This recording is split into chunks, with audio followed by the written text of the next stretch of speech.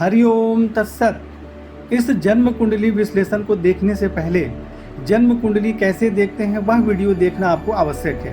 आपको जो कुंडली बनाकर भेजी गई है उसमें संपूर्ण फलादेश उपाय विस्तार से लिखे गए हैं एवं बताए गए हैं। यह आपको समझाने के लिए एक छोटा सा वीडियो बनाया जा रहा है। यह तुला लग्न की कुंडली है। सूर्य से फलादेश प्रारंभ कर। सूर्य इस कुंडली में आमदनी भाव के स्वामी हैं और तृतीय भाव में विराजमान है और यहाँ सूर्य किसी ग्रह से पीड़ित नहीं है। तृतीय भाव में सूर्य के विराजमान होने के कारण पराक्रम में वृद्धि होती है, परंतु बड़े भाई के सुख में कमी होती है। आमदनी बहुत अच्छी होती है, श्रेष्ठ लाभ प्राप्त होता है और यहाँ से सूर्य नौवें भाव में दृष्टि डाल रहे हैं, जिसके कारण भाग्य की उन्नति होती है, उच्च शिक्षा अच्छी प्राप्त होती है, आप धर्म का पालन भी करते हैं। तो सूर्य यहाँ पर बहुत अच्छा आमदनी का योग और भाग्य की उन्नति का योग बना है। परंतु सूर्य यहाँ देखिए 2 अंश के हैं, ये बिल्कुल कमजोर है, यहाँ पे मात्र 2 अंश के हैं। तो इसलिए आपको सूर्य को प्रबल करें जिससे कि आपको श्रेष्ठ लाभ प्राप्त हो सके। चंद्रमा इस कुंडली में 10वें भाव के स्वामी हैं, पिता राज्य रोजगार के स्वामी हैं और 6ठ भाव में विराजमान है। और चंद्रमा 26 अंश के, यहाँ देखिए डिग्री 26 अंश के, बिल्कुल कमजोर है। यानी अंश बल में, पक्ष बल में 10वीं का जन्म है तो पक्ष बल में तो ठीक माना जाएगा, लेकिन अंश बल में बिल्कुल कमजोर है और रोजगार के स्वामी होकर 6ठ भाव रोग एवं कर्ज के घर में चले गए, शत्रु रोग कर्ज इनके घर में चले गए और बिल्कुल कमजोर है। और इस पर राहु की दृष्टि भी है, यानी कि चंद्रमा अंश बल में कमजोर है और 6ठ भाव में भी चले गए और राहु से पीड़ित भी हो गए। और इस पर शनि की भी दृष्टि है और राहु की भी दृष्टि और भी ग्रहों की दृष्टि है। देखिए हमें यहाँ पे परेशानी का कारण ढूंढना है, तो इसलिए मैं इस दोनों से संबंधित आपको दृष्टि का फल बता रहा हूँ। तो चंद्रमा के यहाँ पीड़ित होने के कारण पिता राज्य रोजगार के क्षेत्र में कठिनाई एवं परेशानी होती है, शत्रु पक्ष से भी मानसिक परेशानी होती है, नौकरी में भी कठिनाइयों का सामना करना पड़ता है और कई बार ऐसे व्यक्ति कर्ज इत्यादि में भी फंस जाते हैं। तो इसलिए आपको चंद्रमा को प्रबल करें, सफेद चंदन का तिलक लगाएं और राहु एवं शनि से संबंधित उपाय बताए गए हैं वह करना आवश्यक है। अब चंद्रमा जो है पक्ष बल में तो ठीक है लेकिन अंश बल में कमजोर है, इसलिए आपको इससे संबंधित उपाय करना अत्यंत आवश्यक है। और उसके बाद मंगल के विषय में चर्चा करते हैं। तो मंगल जो है इस कुंडली में देखिए पत्नी के स्वामी है और द्वितीय भाव के स्वामी है, धन एवं कुटुंब के स्वामी है और 7वां भाव पत्नी एवं वैवाहिक जीवन के स्वामी है और यहाँ सूर्य के साथ विराजमान है, यानी आयेश और धनेश का यहाँ पे संबंध बन गया तृतीय भाव में। और ये दोनों किसी भी ग्रह से पीड़ित नहीं, तो इस दोनों के संबंध बनने के कारण धन कुटुंब का श्रेष्ठ सुख प्राप्त होता है, आमदनी भी बहुत अच्छी होती है, पत्नी एवं वैवाहिक जीवन का सुख प्राप्त होता है, दैनिक रोजगार में भी सफलता प्राप्त होती है। यहाँ से मंगल दृष्टि डाल रहे हैं 6ठ भाव में, तो शत्रु पक्ष पर प्रभाव रहता है, नौकरी में सफलता प्राप्त होती है और 9वें भाव में दृष्टि के कारण भाग्य की उन्नति होती है और 10वें भाव में दृष्टि डालने के कारण पिता राज रोजगार के क्षेत्र में सुख सम्मान एवं सफलता प्राप्त होती है। परंतु मंगल 25 अंश के हैं तो आप इसको थोड़ा और, रत्न तो नहीं धारण करने के लिए बोलूंगा क्योंकि इनको अकारक माना जाता है, लेकिन आप इनका मंत्र जाप करें, तांबे का छल्ला इत्यादि धारण करें तो इससे आपको श्रेष्ठ लाभ प्राप्त होगा।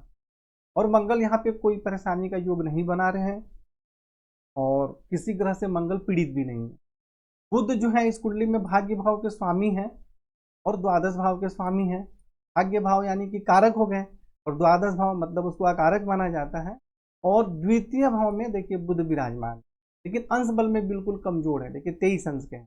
तो द्वितीय भाव में विराजमान होने के कारण खर्च थोड़ा अधिक रहेगा, परंतु बाहरी स्थानों के संपर्क से धन का संग्रह भी होगा, भाग्य की उन्नति होती है, धर्म का पालन करते हैं, उच्च शिक्षा अच्छी प्राप्त होती है और 8वें भाव में दृष्टि के कारण आयु में वृद्धि होती है। और बुध भी यहाँ पे अच्छा लाभ दे रहे हैं, आपको बुध से संबंधित मंत्र जाप इत्यादि आपको करना चाहिए।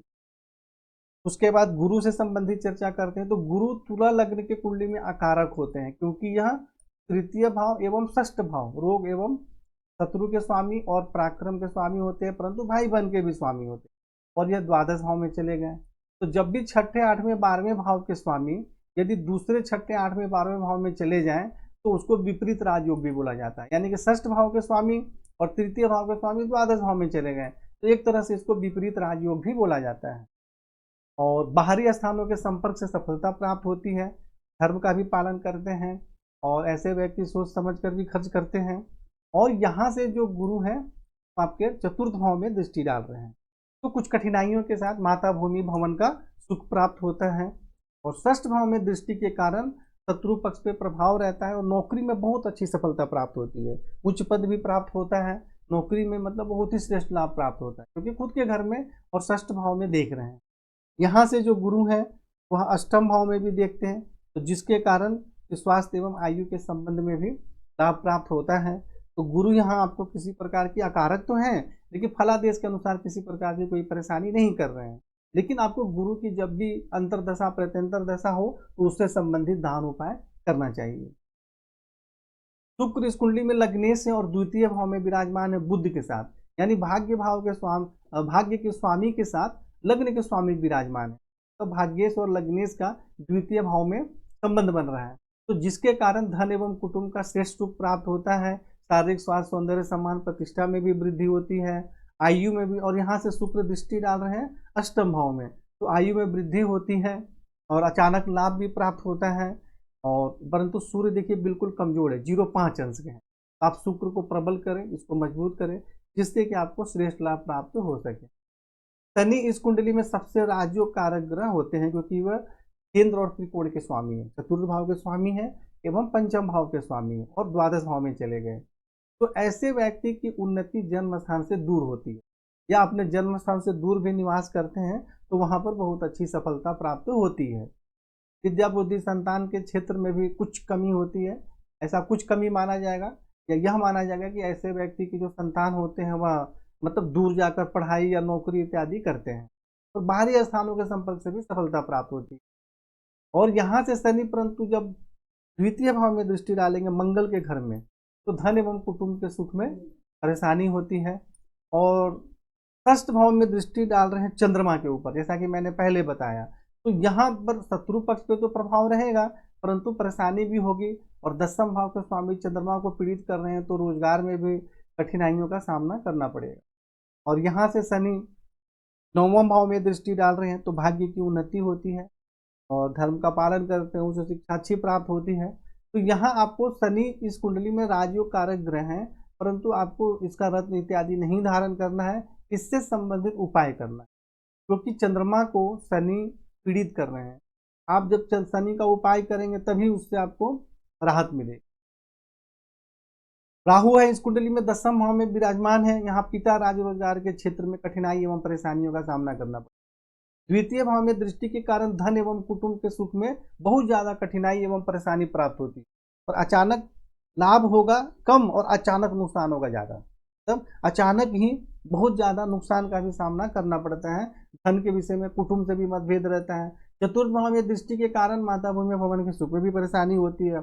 और जब चंद्रमा पर दृष्टि डालेंगे तो पिता राज रोजगार के क्षेत्र में कठिनाई एवं परेशानियों का सामना करना पड़ता है। चंद्रमा के घर में भी विराजमान है, वहां भी परेशानी कर रहे हैं, चंद्रमा पर दृष्टि डालकर भी परेशानी कर रहे हैं।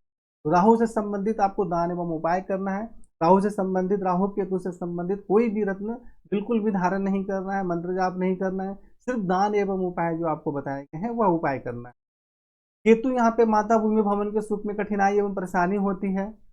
अष्टम भाव में दृष्टि के कारण कुछ कठिनाइयों के साथ स्वास्थ्य एवं आयु में वृद्धि होती है परंतु पेट के सबसे निचले भाग में किसी प्रकार की बीमारी जैसे पाइल्स इत्यादि भी होने की संभावना।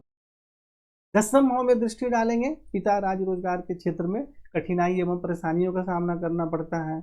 और द्वादश भाव में देखिए ये शनि पर दृष्टि डाल रहे हैं, अगर शनि नहीं होते तो कोई बहुत ज्यादा परेशानी नहीं होती और केतु गुरु पर दृष्टि डालेंगे तो कोई परेशानी नहीं, शनि पर दृष्टि डाल रहे हैं जिसके कारण बहुत ज्यादा खर्च के कारण भी आपको परेशानी का सामना करना पड़ता है या कई बार अचानक नुकसान के कारण या अत्यधिक धन के खर्च और व्यय के कारण भी परेशानी का सामना करना पड़ेगा। साथ में माता भूमि भवन विद्या बुद्धि संतान के क्षेत्र में भी परेशानी होगी क्योंकि यह इन दोनों भाव के स्वामी हैं। तो इसलिए आपको राहु केतु से संबंधित दान एवं उपाय सबसे ज्यादा करना आवश्यक है। और बाकी आपकी कुंडली में सब बताया गया है और आपसे चर्चा करके भी समझाया गया है। तो उस प्रकार आप उपाय करें और आगे बढ़ें। हरिओम तत्सत।